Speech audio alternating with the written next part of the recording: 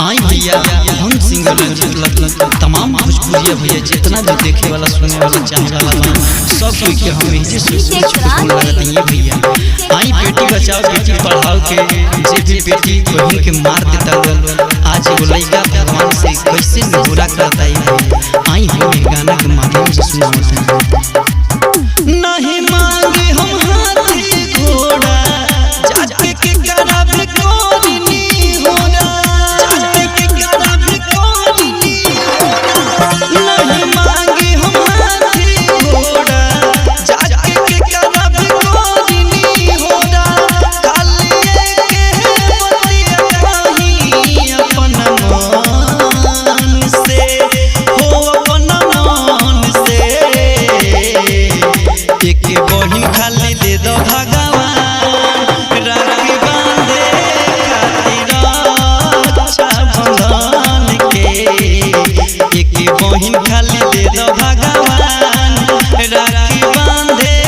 खातिर अच्छा बंधन के एक बहिन खाली दे दो भगवान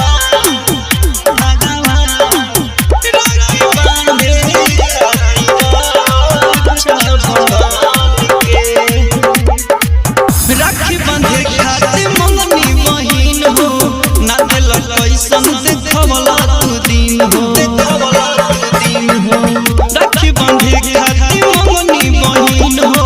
ना दिल कैसन देखवला तू दिन हो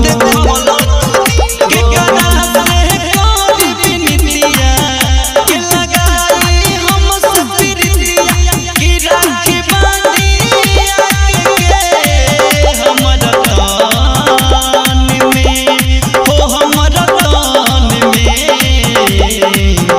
एक बहिन खाली दे दो भगवान राखी बांधे खातिर अच्छा बंधन के एक बहिन खाली दे दो भगवान राखी बांधे खातिर अच्छा बंधन के एक बहिन खाली दे दो भगवान। सुन रहे हैं विराट म्यूजिक की शानदार प्रस्तुति।